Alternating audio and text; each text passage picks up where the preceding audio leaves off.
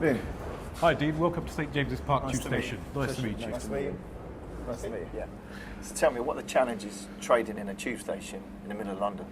It's very hard. The stores are a lot more smaller, obviously, in general. You've got, you're quite tight on space, storage space. You're trying to optimize all areas that are there. The challenges were obviously two big things that we had, which was alcohol and tobacco licensing, right, which we had to gain in store. We went to Westminster. They came and saw us. They've seen our other stores. They've seen how we operate. They've seen that we're well within licensing laws and regulations, and that's why we've got the actual licensing in here. So you open from 6 a.m. to 10 p.m. Yeah. So clearly the day changes for the trade from early through to the evening. Absolutely. The offering does change. We've got our sort of mid-morning trade. You've got your sort of lunchtime trade for your sandwiches and your pies and pastries, and you've got your sort of evening trade for your crisps and your wines and your tobacco. And soft drinks heading out. But all of the range sort of sells during the day. All customers sort of come in. You've got 4 tills, 4 members of staff. That's quite a lot for a small store. Yeah, we're very busy in here. We've got people queuing, 8 people queuing or 7 people queuing at least at any given time during those rush hour periods, even though we've got 4 tills. In fact, I'd like another till if I could. You've got a great range in this store, but you've got a big area given to magazines. Can you tell me why?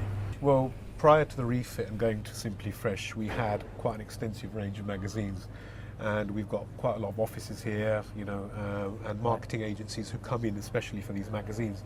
And we thought we'll downsize a little bit, but still have the offer within store, right, as well as papers and the other ranges that we've got now. 6 months into refit, how's it trading? Excellent, very happy. Having Simply Fresh as a brand, which we sort of learnt about, and having our knowledge base, we work hand in hand. They've given us the vision to sort of merchandise and range the store correctly for our customers' needs. We've learnt off that, and obviously for us, we've increased in sort of 60% to 70% on trade throughout the week. We've also got our grab and grow range, which has increased our gross profit, obviously, naturally through the week. Our customers are happy, we're happy. So what's your top tip for trading in a small store format? Well, it doesn't matter whether you're in a large store or a small store. You must know your customer is the most important thing in any business.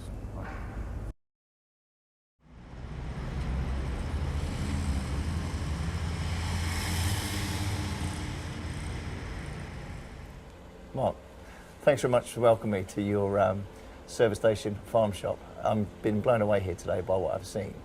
Can you tell me a little bit more about your offering here and how it came to be? Well, as a business, we set out to provide a service to the motorway user, and actually what we wanted to do is provide great food on a busy road, real food.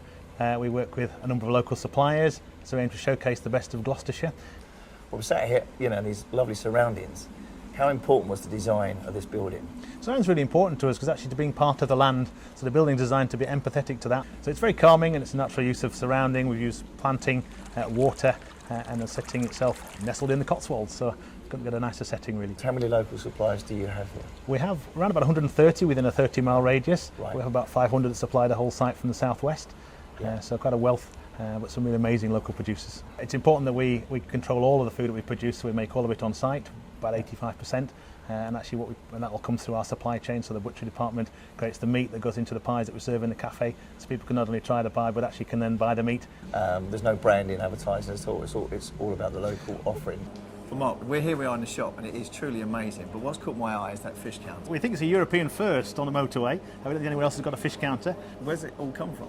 Well, the fish comes from Trelawney in Cornwall, and it's caught from local trawlers base, so it's all inshore caught, and it comes to us usually within 2 days of having come out to sea, so it's really, really fresh. And we're right next to the butchery counter. Is that locally again? Yeah, predominantly comes from Gloucestershire, some a little bit further afield. We aim to have all the meat that we produce on site actually comes through our own butchers, so we use probably a third of it goes to the cafes and 2/3 comes through the butchery counter over the counter for people to buy. And we're a traditional butcher, so we have the whole animal, and then people can decide what the cut they wish to have. A great range of speciality sausages, I see. Absolutely. So Gloucester Roll Spot, of course, is a favourite, but we do many others, and to people's taste. You have an incredible range of cheeses here, and a lot of local producers again. Can you tell me a bit about them? The bulk of those come from the southwest. Predominantly, we've picked what we consider to be the best, and actually, we're lucky enough that a lot of that's very local. I've had an amazing time here today, and it's truly opened my eyes. Can you tell me, what is the secret to success here? We believe it's about doing real food, and having a real passion for what you sell, but also allowing people to taste it and embrace it. I'm here today in Sunny Hill to meet Rowley and view his new store. Let's go inside and see him. Righty. Great store, fantastic entrance. Thank you, Dean. Tell me a bit about the store. It was an empty unit when we took it over. The work actually started 6 months to 8 months prior, doing study tours, looking at other stores, seeing what ideas were out there in London, all over the country really, picking out what we thought would work in a convenience format. So being an affluent area, has it affected the product range? Oh, absolutely. The range actually is tailored around our customer profile. The fresh is huge. It is, yeah. Fresh accounts for around 40% of our mix. Can't help noticing the selection of bread as you walk through the door. Is it baked in store? Absolutely. We've got an in-store bakery, and all this fine-looking bread you see is baked throughout the day, little and often, keeping it topped up. Great selection. As we've moved around the store, I noticed you've got some unique offerings like the oils. They're in bottles that are refillable, so if a customer brings the bottle back, they get £2 off the normal standard price. Proving popular. Very popular, seasonal, but very popular. Another point of difference, we've got a grinder here, so customers pick the bean from the dispenser, grind it themselves, and take the freshly ground coffee home. I think it's another bit of interaction. The till area is very interesting. Absolutely. We wanted something different than the normal counter. I think railway sleepers, the wooden effect, it works quite well. Couldn't help noticing the lights. Well, it is Ascot, and the bowler hat lights I think fit in well with the area, and I think it looked good on you as well. I'll give you one. Great store. What's your tip for someone taking an empty unit and transforming it into a modern convenience store? I think the most important thing is do your research. Go out there, have a look at what is out there in the marketplace. Just look for the trends of today. Absolutely.